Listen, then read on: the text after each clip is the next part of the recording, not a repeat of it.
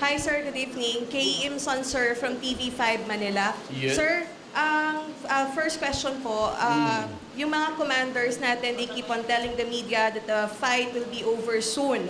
And in fact, within the month daw po kaya. Sir, first, kaya po ba talaga within the month na matapos yung krisis sa Marawi? And second, ano sir yung standing order ninyo sa mga commanders sa ground, sir? Ganito yan, matagal na sanang tapos to. Kung military lang ang pag-usapan, fight, madali yung away. Bumbak-ibumbak ka lang dyan. Problem is yung the last stronghold, nagbibwak sila dyan sa isang mosque na malaki. Ayaw ko naman na wasakin na bombahin. Mahirap yan. That's a sacred place to the Islam believers at hindi maganda. Kaya sabi ko na basta kasi pagka winasak mo yan, you would have wounded the feelings of the entire Muslim world.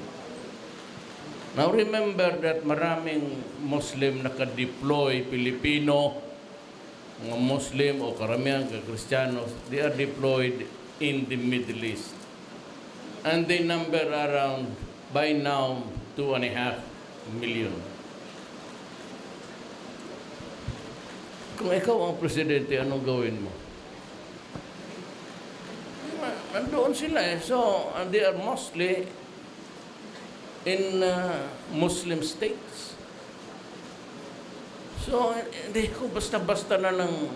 Then again, pag ginawa mo yan, o talagang pinilit mo, kung maari lang, na dahan-dahan lang, the moment kasi na mag-rush up yan, sila, away, ang mangyari niyan, yung bihag, talagang bihag, puputulan ng ulo yan, terorista to.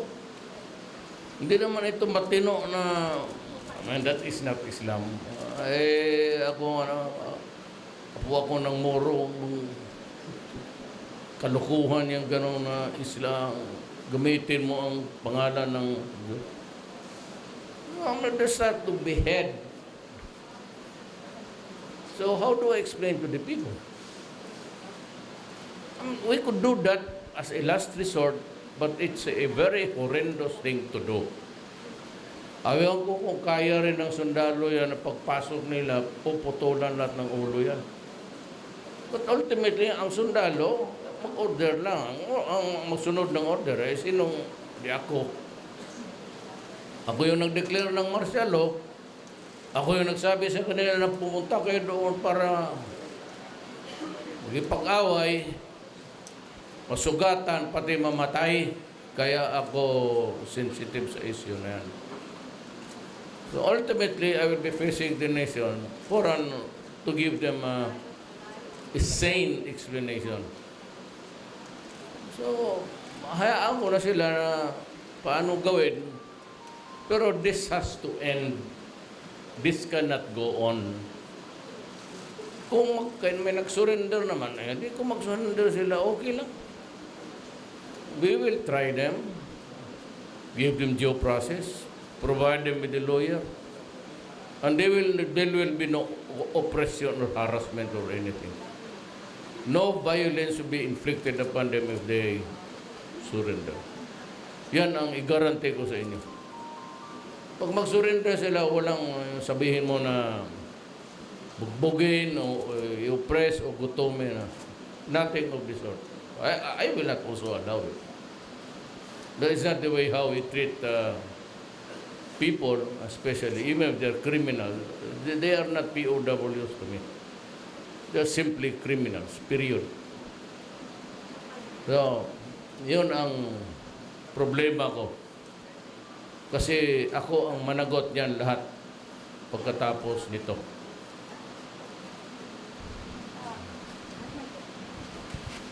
So, sir, with the situation now, kaya po ba siya, doable po ba within the month? I am not placing any timetable. Because pag sabi nila na, well, we need another 6 months, we'll just have to wait it out. If I can save one life there, I am willing to wait 1 year. Makalibre lang man ako ng isang buhay, di, trabaho ng sundalo yan. They just surround the place and camp there until kingdom come. If it could save a life. Pero kung wala na, I said this has to end, and I dread the day that it would come, then I must be prepared to explain to the Filipino nation what happened. Mayor President, good evening Yes. po. Si Ian Cruz po ng GMA7. Good evening din po sa mga sundalo nating mga bayani. Mayor, kanina po dun sa Mindanao Business Conference, may nabanggit po kayo na may ilalabas kayong bank account ni Senator Trillanes. Siya rin po yung gustong Yes, magpakita ng tattoo ni Yes, Vice Mayor Pulong. will show it.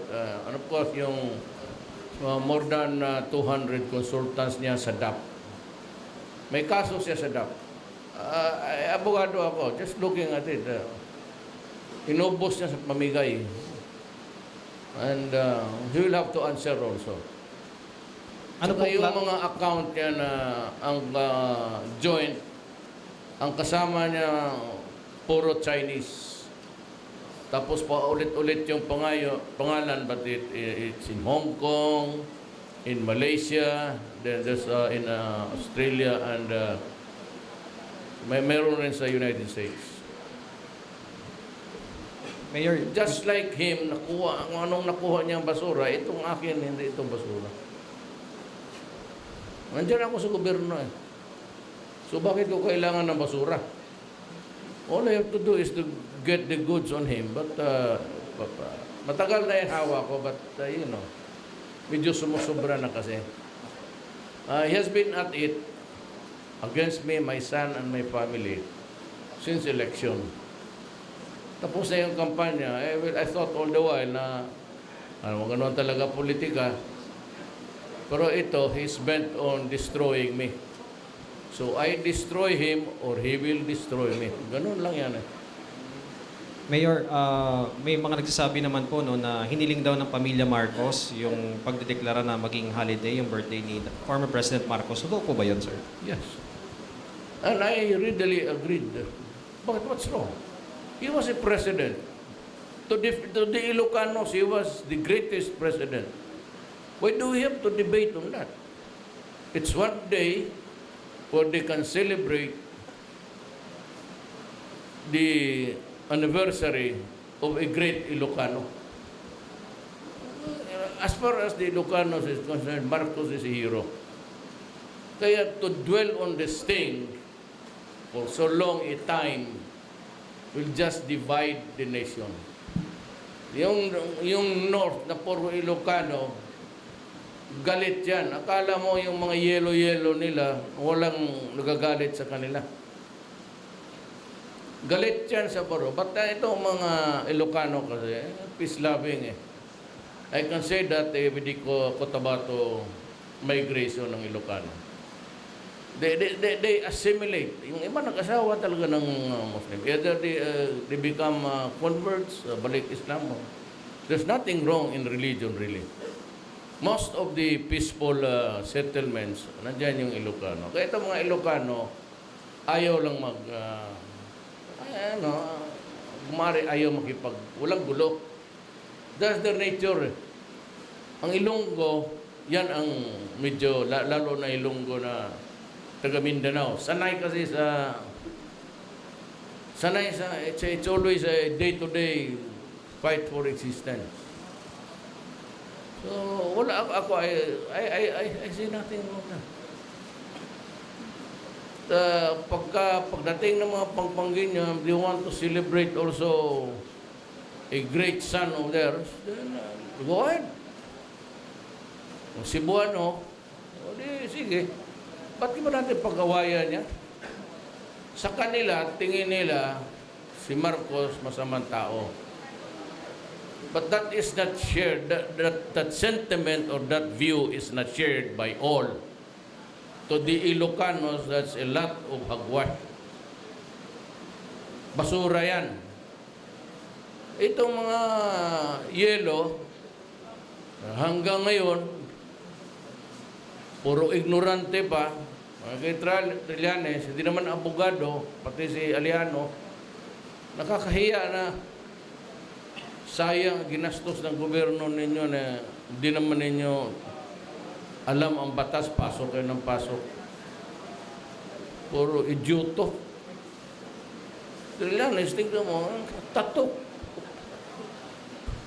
Ako, presidente, ako, anak ng presidente ng Pilipinas, bigyan mo ng tato to recognize me. Bullshit. Tama yung sipulong. Dapat ninyo makita yung tattoo ni Inday. Nakita ninyo sa likod ni Inday. O, hintayin ninyo kung kuha. Araw. Buong, baka magalit yun, pero baste. Buong katawan. Kita mong kamay ni Baste, puro tattoo. Ako.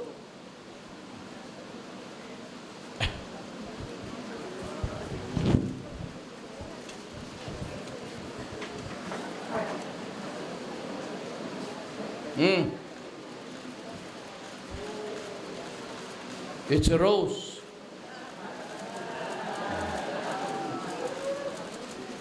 Dito, yung number ko ng Guardians. I don't know what year is that. Guardians Brotherhood. Ito yan, oh. Tignan mo kamay ni Pulong at tignan mo yung kamay ni Unasan. Ilang group ka ba dito? That's a brotherhood. Noong unang panahon, naging ram ako in the early days of the... Tapos naging... Tingnan mo kay Greg Unasan. Ipa-decode mo yan. Sabihin ko ka kay ano, kay Greg. Sabi ko, buta, ipa-decode mo yan, ano yung pinag-drawing. Marami yan dito. Tingnan mo yung kamay niya. Ito talaga siya. Hindi mo, idyoto na mo, ano? Biro mo, ipa-decode mo yung... Hanapin mo kung saan yung... Yung magano na issue, dadalhin mo doon sa Senado, you cheapen the institution. Gagamitin mo yung Senado na mga gano'n, mga RC. Sabi, ito, tapos produce ka ng bangko. Eh, aking 200 million, hanggang hindi niya makita. 211 million sa eleksyon. Sabi ko nga, pag makita mo yan, kung totoo yan, mag-resign ako.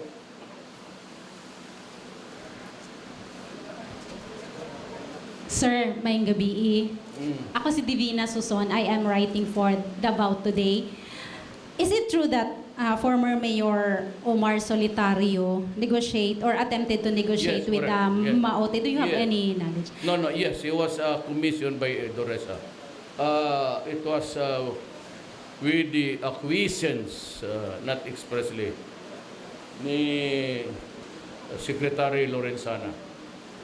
Doresa and I, Lorenzana, had a talk and talk about the desire of Solitario to surrender because he found out that his name was on the list. Sabi niya, I'm better off working for you than putting me in prison. Then he proposed many things, mostly about talking peace to the Maotes or bargaining doon sa yung mga hostages. More ako doon sa release ng hostages. I confirm that it really happened. Aside from Mayor Solitario, sir, may iba pa bang emissary? I don't know what, pero wala na. Wala akong kausap na iba. I only agreed to the suggestion of Doresa. It was the initiative of Secretary Doresa.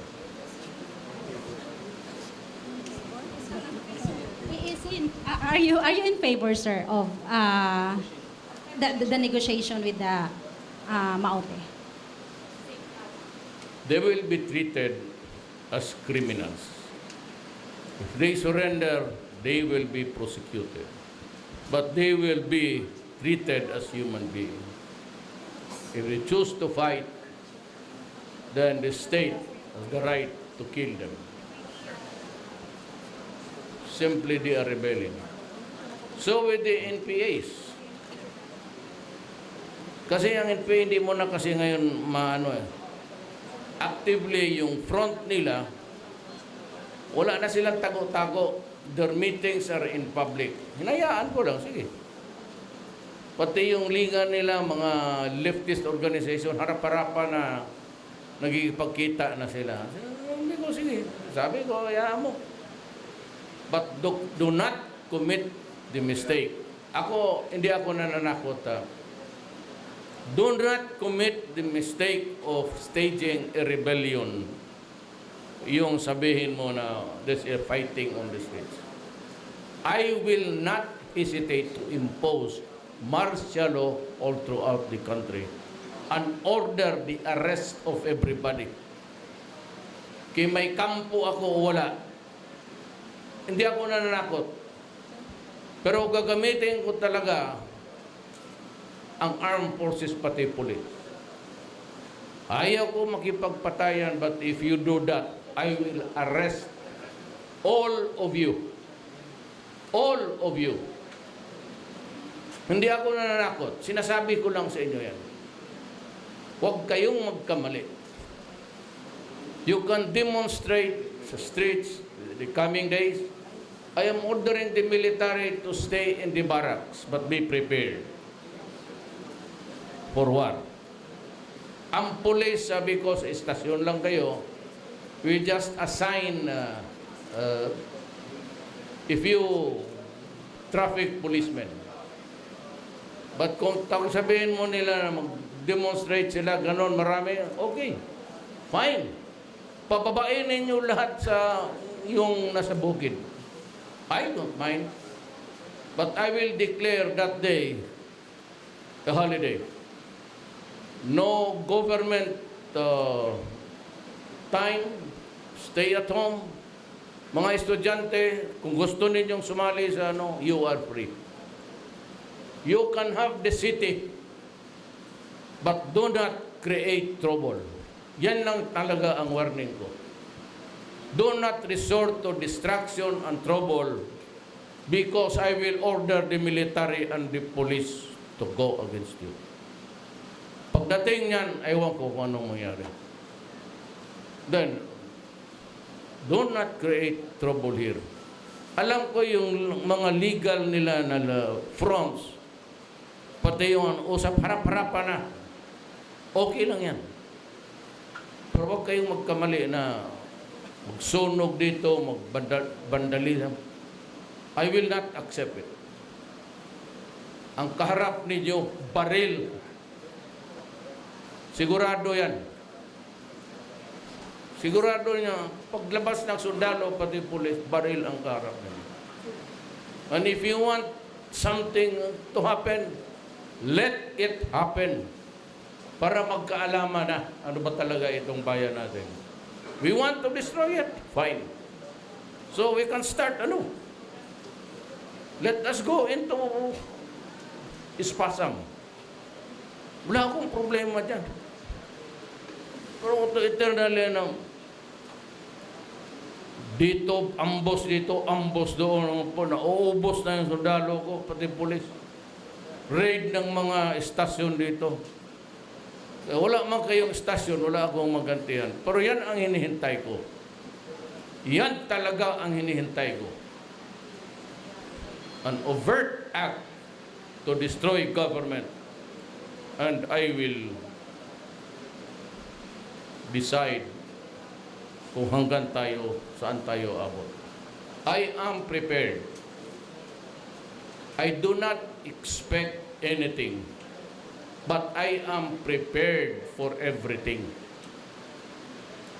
Sir, Roland Gallardo, Mindanao, sir. Sir, in the future, in the near future, if maganda ang outcome, this is Marawi again, sir. Magandang outcome ng armed forces, ang victory in Marawi. Will you lead the raising of the flag just to signify the closure of the problem? And the second question, sir, kung yung si Omar kasi nag-ano siya na Maotis can leave the Marawi in exchange for the safe release ng hostage. Hindi masyado ko narinig. Nagbabounce kasi sa ano ang statement niya. Kaya lady Actually, it was triggered daw by you, sabi nila, by your statement. Sabi ni Omar na, okay, safe passage for out ng Mauti and safe release. Iwanan na lang ang hostages sa Marawi. No way. So, No way. Sabi pa ni Pulong. Trillanes. No way. So you will lead the raising of the flag at the... No, it's not a time for celebration. You do not celebrate because you kill fellow Filipino. We will do it because we have to restore the dignity of the place. And aside from that, maybe I'll congratulate them, but that's all. We do not have to spend money for food and wine just to celebrate the defeat of another Filipino. Tapos pinatay. That is not a cause for a joyous event. It saddens us. Kasi sabi ko sa iyo, maranaw ang lola ko. So what do you think, anong iniisip ko ngayon? Sige daw, try to fathom it, if you can. I'm mixed. My father is a Cebuano. But what do you think of the suffering there, including my cousins, nandyan sa evacuation centers? It is not a cause for celebration. The eventual end of this sad saga, that it will teach all of us. The army, they have to revise the doctrines about fighting because it's a new thing about building for building. Kagaya ng Iraq, Syria, hanggang ngayon sige away. Because of Mosul, Aleppo, talagang nasa building, nakaposisyon na eh. So kaya marami akong patay, yung first part, and what precipitated the whole thing. They were there, the police were there to serve a warrant. Binakpakan sila kaya pumunta ang Marines. 2 days or 3 days after, I had these Marines all dead. Kaya ako pumunta sa pagdating ng mga labi kasi sabi ko, what do you think? Ako kasi mixed ako eh. So I have my own reasons to whatever there is to it. But first and foremost is the Republic of the Philippines. My duty as president is to protect the people and to preserve the nation. That's